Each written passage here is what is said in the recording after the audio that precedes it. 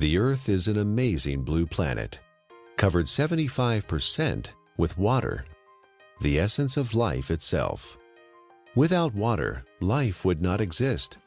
Water makes our planet unique in our solar system, and the presence of water is what astronomers look for in their search for life on other planets. Like the Earth, the human body is also, on average, 75% water. Without water, none of the processes that support life can exist. While we can go without food for many weeks, we can only live a few days without water. Yet only 2% of the Earth's water is drinkable, and billions of people worldwide don't have access to clean drinking water. In this video, you'll learn a lot about water. You'll also be introduced to Dr. Richard Cohen, MD, a doctor who practices integrative anti-aging medicine and performance sports nutrition. We really don't think too much about water. It's something that comes out of our tap. It's something that's in the ocean. But what I want people to realize is that we are essentially water. Our brain is 90% water. Our blood is 80% water. Our muscles are 70% water. So without water, our bodies cease to exist. Water is the essence of life. Water carries oxygen and nutrients to the cells. Water regulates body temperature. Water helps the body absorb nutrients and convert food to energy. Water protects and cushions vital organs and cushions the joints. Water removes metabolic waste from the cells through the lymphatic system. Without water, life ceases to exist. Water is just water, right? Tap water, filtered water, spring water, well water, bottled water. Some are a little more pure than the rest. Others have more minerals and taste better. You may pay more for the ones from Fiji or France or some glacier in Canada. But water is just water. Or is it? Volumes have been written on the subject, and the truth is, not all water is the same. Where did water come from? Water came from rain, snowflakes, came from streams, underground reservoirs. And what we're learning now, and this is the case with most issues, and most, when you go back to how things used to be. So if we look at water, the way it used to be, there are 3 or 4 structural and biochemical differences than what exists today. For most of his life, Nobel Prize winner Henri Coanda studied the water of the Hunza people who lived high in the Himalayan mountains. Natural health practitioner Ariana Nation was also fascinated by the Hunza people and their water. In my research, I discovered that there's a long history of scientific research about water and its healing ability. And this Kangen water has quite a history. It's a long history. And one of the things that fascinated me is the Hunza people and their ability to live 120 to 140 years without the degenerative diseases that we suffer here in the United States and all around the world. Why did the Hunza people live so long? Why were they so healthy? Coanda and others believe it is the water. Their water came from glacial streams, and it had very unique properties. It was microclustered. It had a different viscosity and surface tension. It carried lots of minerals that gave it a high alkaline pH. It also had an extraordinary amount of active hydrogen. Hydrogen with an extra electron. The presence of extra electrons made the water an antioxidant. All these properties combined contributed to the health and longevity of the Hunza people. Water similar to that of the Hunza people are found in other places around the world. The Caucasus Mountains of Azerbaijan, the Xinjiang region of China, and the Andes Mountains are just a few. In research, the Russians and the French and a lot of people have researched this. They found that it's their source of water. And it's from the glaciers that surround the mountainous region where they live. The common denominator with all these different cultures that have this vibrancy is their source of water and the properties that that water consists of. When we look at natural water, there are 4 or 5 different properties that are critical.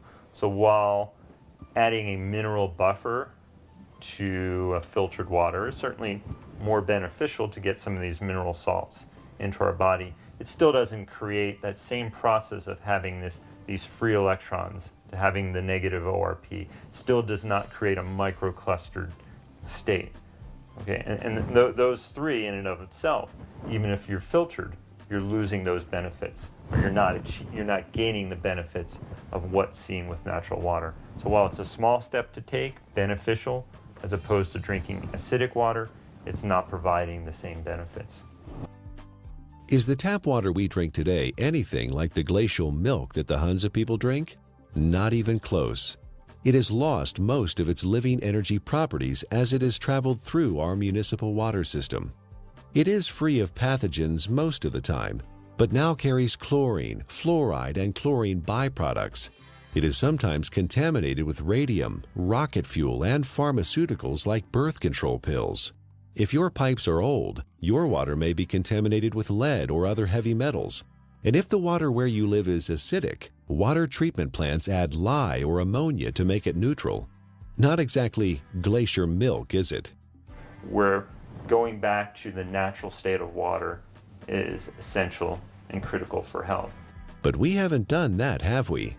Instead, we came up with a better answer: bottled water.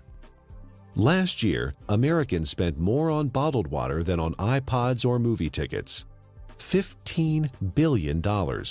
Every year, we pitch 38 billion water bottles into landfills. Over $1 billion worth of plastic. Only 9% of plastic water bottles are recycled. 91% become litter or landfill. A large percentage of this trash finds its way to the oceans, where it ends up part of a floating island in the Pacific, twice the size of Texas. But you do understand chemicals and toxins in your water are not healthy. And we do understand that having a plastic dump the size of Texas floating around in the Pacific Ocean and now is broken down into micro little plastics and getting into fish and other animals is not a good thing. The environmental cost of bottled water is not just the trash it generates. It requires 2 liters of oil to make a 1-liter plastic bottle and transport it to the consumer. Spending thousands of dollars to ship water from Fiji to drink in the United States, and the energy that requires to do that is ludicrous. More than 1 million bottles a day of Fiji water, untouched by human hands, is produced in a country 6,700 miles away from California and transported halfway around the world for our consumption. At the same time, more than 50% of the people in Fiji don't have access to safe drinking water. Oh, by the way, you might want to know that by the time Fiji water gets to you, it is only slightly alkaline and has a positive ORP. It's not Fiji water anymore. Is bottled water any better than tap water? Given what it costs, it should be, but it's not. In fact, a significant percentage has more contaminants than are allowed in tap water. Most of it is purified municipal tap water that has been cleaned up through reverse osmosis, which not only removes chlorine and other contaminants, but strips the water of all minerals. Reverse osmosis also wastes 4 to 10 gallons of water for every gallon produced. In Japan, RO water is known as dead water. Nearly all bottled water we tested came out as acidic. Even spring water that should be alkaline came out acidic. Even worse is that all bottled water we tested had a highly positive ORP, or oxidation reduction potential. Water that has a negative electrical charge, like the natural ancestral waters, is best. Bottled water may be clean, but it does not have the life-giving properties of natural water. Finally, there's the cost factor. It's hard to believe, but if you consume the amount of water you should every day from bottled water, you'd spend over $2,000 per year. Over 15 years, the lifespan of the best water ionizer on the market. That adds up to a lot of money. If the water we used at home cost what even cheap bottled water cost, our monthly water bills would run $9,000. $15 billion per year is spent on bottled water in the U.S. and over $1 billion worth of plastic ends up as trash. Is there a way to save the earth and save money at the same time? You know, spending $2 for a small 12-ounce bottle of water is, what is it, 5, 6, 7 times more expensive than fueling your car. Doesn't make sense, does it? Especially when you're buying water that is acidic. You're buying water that may be devoid of minerals. You're buying water that has a positive ORP that is damaging. Doesn't make sense, does it? Maybe there's a way to produce your own clean water. Well, it would be nice to have a glacier in our backyard, or it would be nice to have a fresh mountain spring that's just percolating out of an aquifer in the earth. Most people don't have that. But what we do know, interestingly enough, is in places where that does exist, one of the key components is this clean, natural-based water.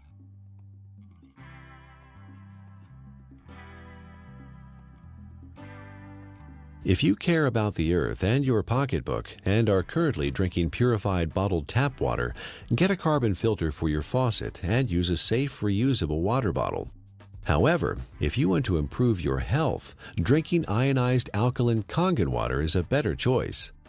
Like natural ancestral waters, it is microclustered, contains alkaline minerals, and has a negative ORP, making it an antioxidant, and it costs a little more than $1 a day for unlimited amounts.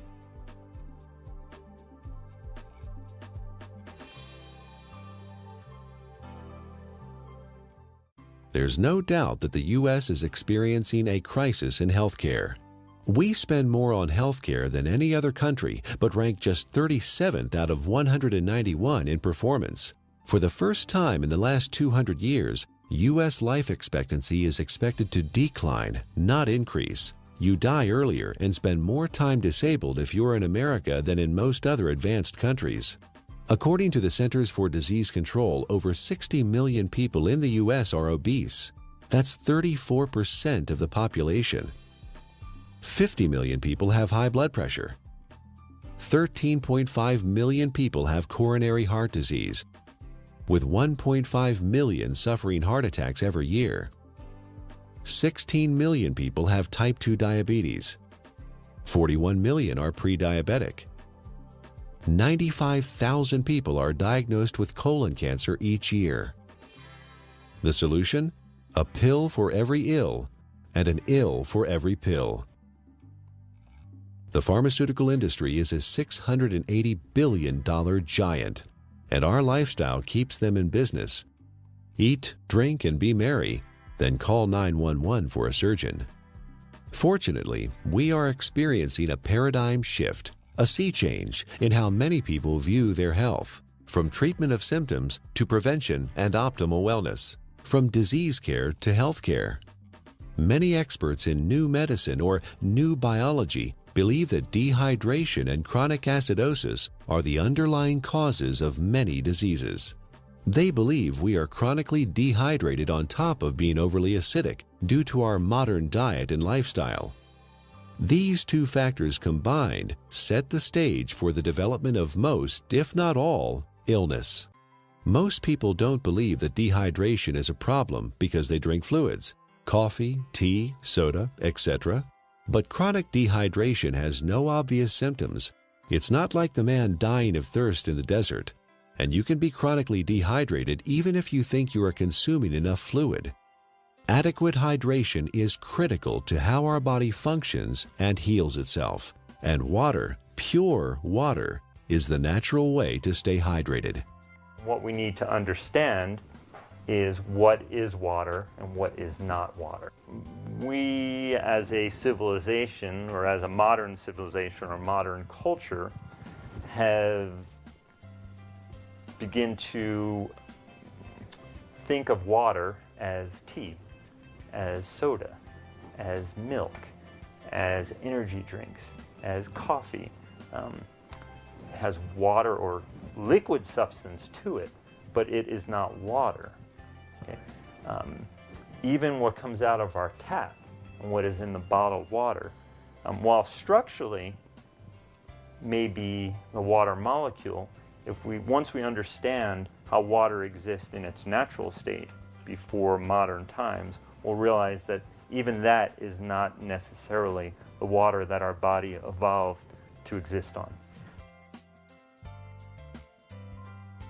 How can one determine if they're drinking enough water is the question. First thing is, if you're thirsty, you're way behind. Okay, that's a clear point. Our thirst mechanism doesn't kick in until we're already slightly dehydrated. So if we wait till we get thirsty, then we are already beginning to become dehydrated and might experience symptoms like not thinking quite as clearly, or beginning to feel fatigued, or muscles may cramp up, may even start to feel hungry. And a lot of times hunger is really a sign of thirst. We are born 95% hydrated. As we grow up, we lose a little more water every year. When we reach middle age, we're about 70% water. In our 60s, maybe 60 to 65%. A steady decline until death when we are just 50% water. There are several signs of chronic dehydration that arise when the body enters survival mode and begins to preserve water for the most vital functions. There are 5 distinct conditions related to chronic dehydration where the body begins to ration water: asthma, allergies, hypertension, constipation, and type 2 diabetes. Symptoms include exhaustion, lack of energy, headaches, skin problems, obesity, and joint pain. Finally, and perhaps most importantly, the acid-alkaline balance of the body is disrupted, leading to chronic low-grade acidosis and a host of modern diseases related to that condition. Don't wait until you're thirsty. Have a glass of ionized water. It's microclustered, alkaline, and contains active hydrogen and bicarbonate buffers.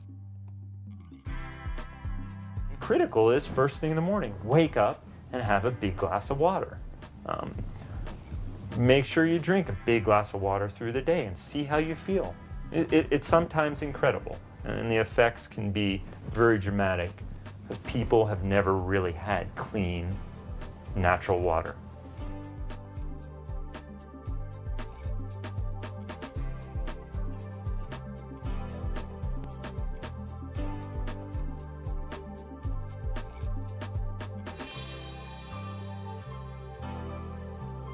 I want to use an example of an endurance athlete and specifically show the needs of hydration in the endurance athlete and how that also can relate to the everyday athlete.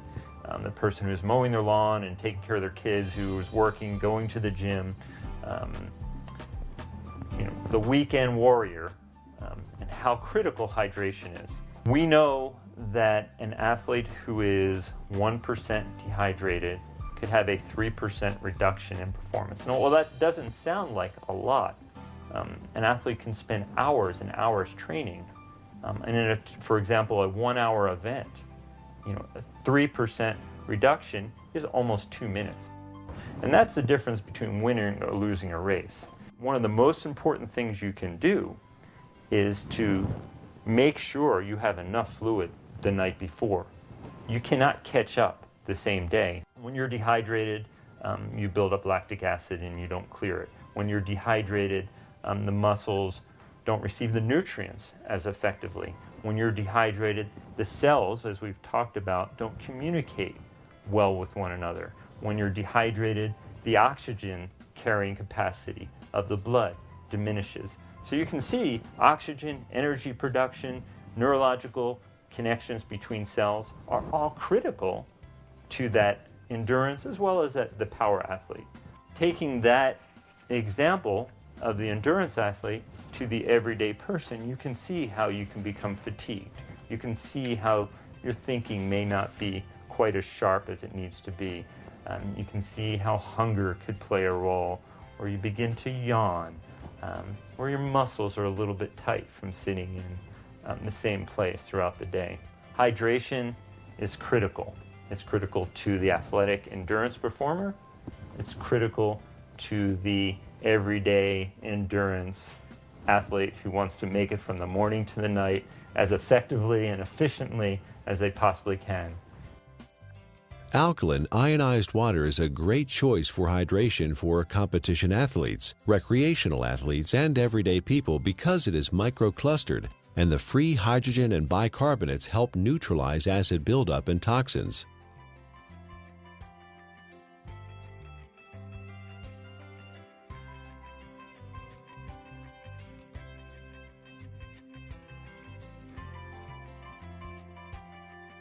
Chronic low-grade acidosis is a condition that develops over time and affects the quality of life and our ability to enjoy optimal health.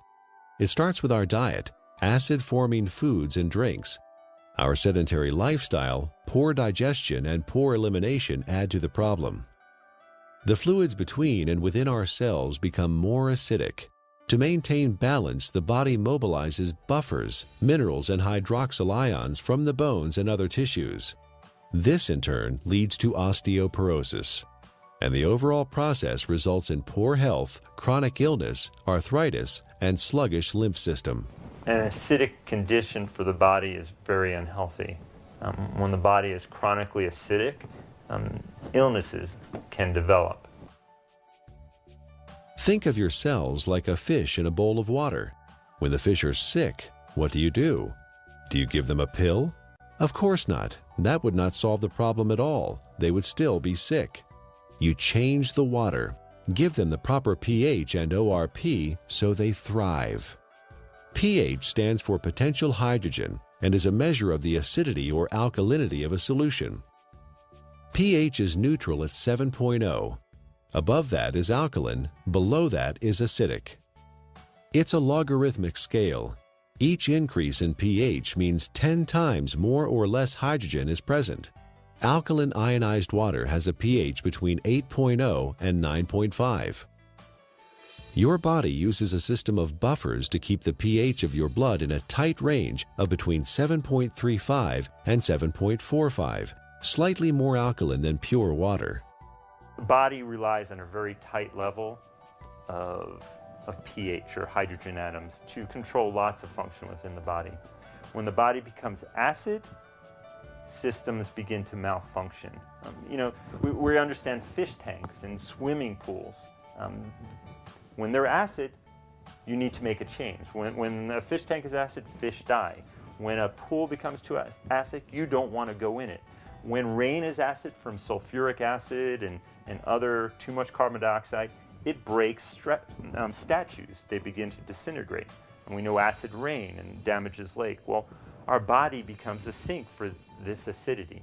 And when this acidity builds up, it in essence is one of the reasons for disease in our body. Bones begin to demineralize. Our ability to create energy decreases. Our immune system becomes depressed. The inflammation for aches and pains increases. Not a good thing to be acid. Dr. Linda Frassetto has proposed a revolutionary hypothesis that obesity is an evolutionary adaptation. While at one time we were able to metabolize our food and dispose of the normal acid waste through our kidney and liver using the bicarbonate buffer system, the sheer amount of acid waste that the body must handle today has created a problem. In order to protect the internal organs from damage, the body has adapted and now stores acid waste in the fat cells, as well as turning it into cholesterol, uric acid, kidney stones, and other storage forms. In her book, The Chemistry of Success, Dr. Susan Lark describes the effects of chronic low-grade acidosis. First, you tend to tire easily and become fatigued, retain toxins and heavy metals, lack energy to achieve your goals, become more pessimistic, develop chemical sensitivities, experience stiffness and joint pain, brain fog, and chronic fatigue. Several long-term medical problems are due to chronic acidosis: high blood pressure, autoimmune disorders, cancer, heart disease, diabetes, and inflammation.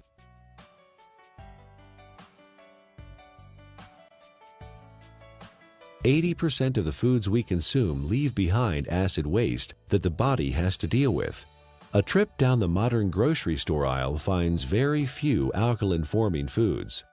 Even the foods we think of as wholesome and nutritious leave behind metabolic waste products that are acid. And of course, junk food falls into the acid-forming category. Most of the fluids that people consume today are acid. Sodas contain citric acid, energy drinks, phosphoric acid, and caffeinated beverages, and coffee, and many different commercial teas. Sugar, acid. Tap water, acid. Not a good thing for our system. Natural water is alkaline. Fruits, vegetables are alkaline. Stress-reducing activities are alkaline. So you see the link here. Things that are beneficial to our body tend to be alkaline creating. It allows the body to buffer damage of its processes of energy production. In addition to our diet, there are several ways our modern lifestyle increases the acid load on the body. Physical and mental stress reduce oxygenation and blood flow and increase muscle tension. Strong emotions like anger, fear, hostility, anxiety, or excitement. Vigorous exercise, which produces lactic acid, pyruvic acid, and CO2, decreasing muscle pH. Frequent airplane travel with cabin air lower in oxygen and higher in CO2. Over-the-counter and prescription medicines and vitamins. All these things produce more acid for the body to deal with. Consuming more acid is like consuming and sucking life out of your system. You have a certain ability to buffer that, and you will break down. So water in its more alkaline state, it provides it more of a capacity, to handle some of the stressors of life that we face, or the choices that we face. Drinking ionized alkaline water, the equivalent of ancestral or glacial water, is an affordable, practical, and accessible solution to provide the body with a constant stream of alkaline bicarbonate buffers to neutralize acidity with no side effects. The cycle of wellness begins with a diet that contains more alkalizing foods and ionized alkaline water. Moderate exercise, good digestion, and complete daily elimination are also important. This leads to more alkaline fluids within and outside of the cells. Calcium and other minerals support bone density instead of being used as buffers. An alkaline body leads to better digestion, less illness, fewer colds or flu, a feeling of well-being, better lymphatic flow, more energy and stamina. Alkaline ionized Kangen water provides hydration, alkaline buffers, and antioxidant activity, which keeps the body in homeostasis, allowing it to heal itself.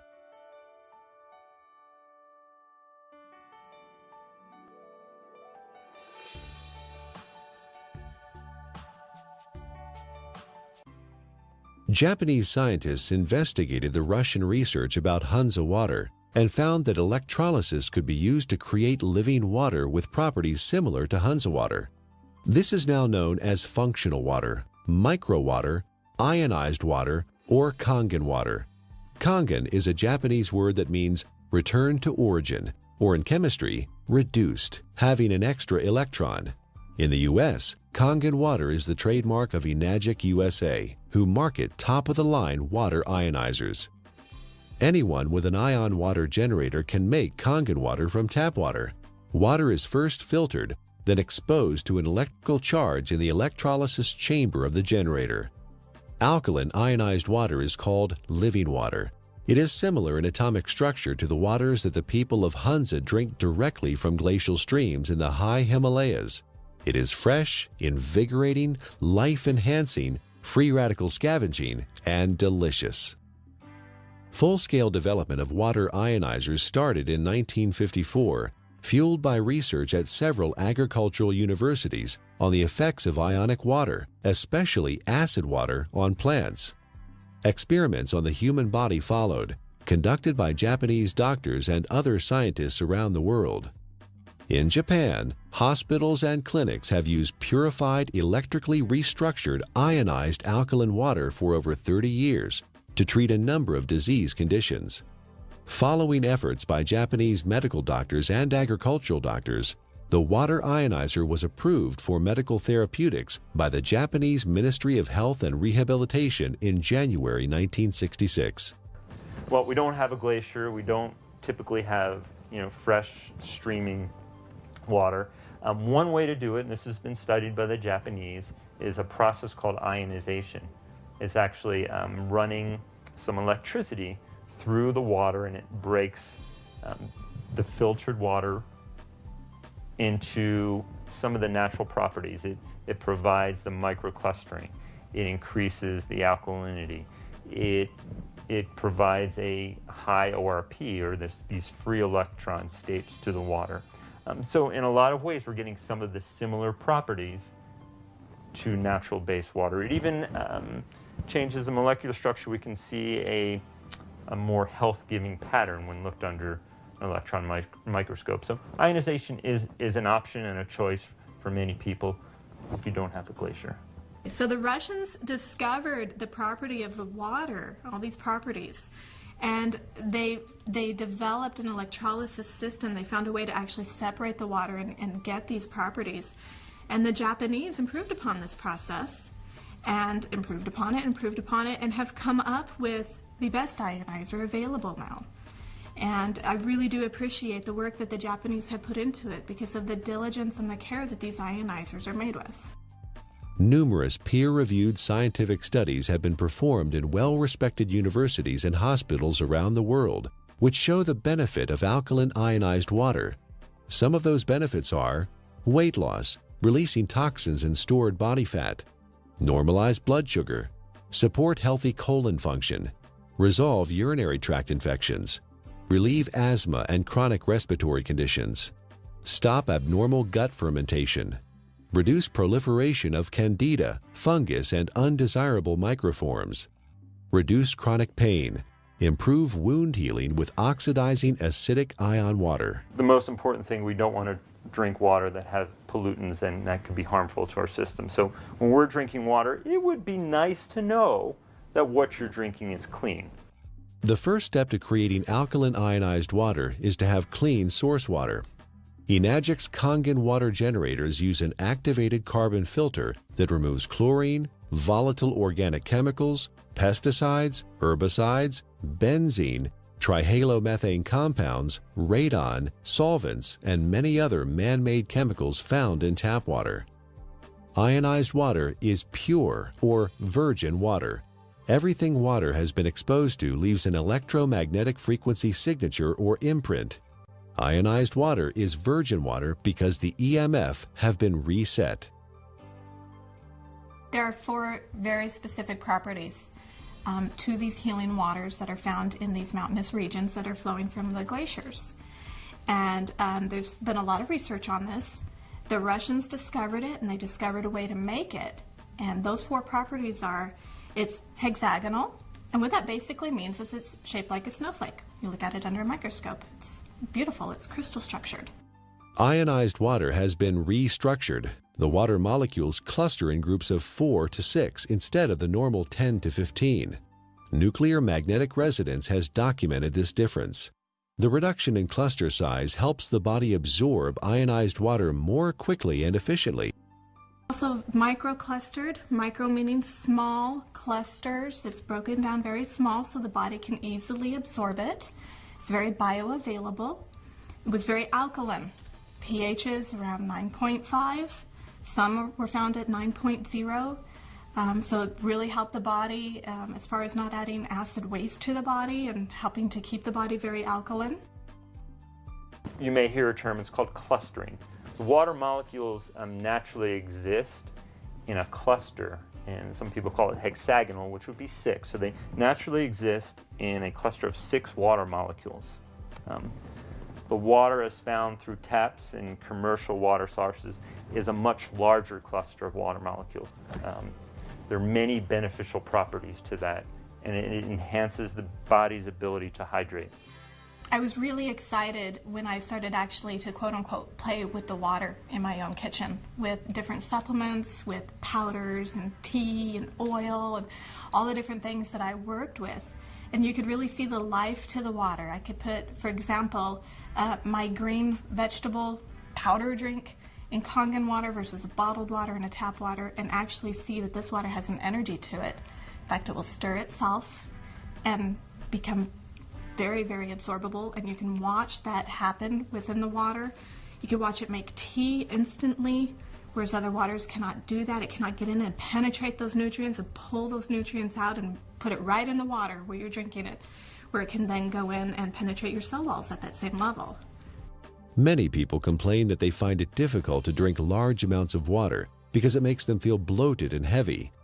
Regular water, tap or bottled, is composed of large clusters of water molecules and has no life energy or electrical charge. It sits in your stomach like a stagnant pond. In contrast, drinking ionized alkaline water is easy because it tastes much better than tap or bottled water, and the smaller molecular cluster size and life energy it carries allows it to be absorbed more quickly. And the other feature is it has a negative ORP, and what that stands for is oxidation reduction potential. Not to get real big and fancy, a lot of people are like, oh, what is that? It is the ability of that water to reduce the oxygenation of the body. And the property of the water that actually gives it this negative ORP, or the potential to reduce the aging in our body, is the active hydrogen that it consists of. ORP, also known as redox potential or oxidation reduction potential, measures the tendency of a molecule to gain or lose electrons. It is measured in millivolts. When a substance has an electron to donate, it measures with a negative charge. When a substance loses an electron and is positively charged, the ORP is plus. Negatively charged substances act as an antioxidant. Positively charged substances act as oxidation enhancers. What we have learned to understand is this water in its energetic state has an abundance of free electrons. Okay? The Earth is loaded with free electrons, and where that comes from is lightning strikes. Okay? So we have all this energy potential in the Earth that's imparted to the water, and when we consume the water, you're basically consuming a antioxidant. We know vitamin C, vitamin E, all these particular nutrients that you may take. In its natural state, water has a similar or even perhaps more powerful ability to quench out free radicals or inflammatory processes that may occur from natural processes within our body to create energy, to fight infections, as well as to quench out some of the destructive things that we may do in our modern life, from pharmaceutical agents, cigarettes, alcohol, over-exercising, stress. Water can help buffer that in its natural state. Like natural ancestral water, ionized water holds a measurable negative electrical charge. This is what gives the water vitality or life energy. Almost all other drinking water available to us has a positive charge, which means they are oxidizing agents. Only negatively charged water can efficiently flush out toxins and poisons in the body at the cellular level and neutralize free radicals. A free radical is a molecule of oxygen that has lost an electron and is positively charged. It is also known as active oxygen. This active oxygen is hunting for a replacement electron from somewhere else in the body. Active oxygen damages the cell membrane and even DNA. Antioxidants produced by the body and from our food provide free electrons to stabilize active oxygen-free radicals. Ionized water is one of the most powerful antioxidants known. Ionized water has millions of hydroxyl ions per glass. No other water has this incredible benefit. Acid alkaline is the amount of hydrogen that's present. When there is tremendous amounts or a large amount of hydrogen, a system is termed acid. The pH is considered low. When there is lesser amounts of hydrogen, it's alkaline. The second component of water in its natural state, as we just spoke about, was having natural minerals. Okay?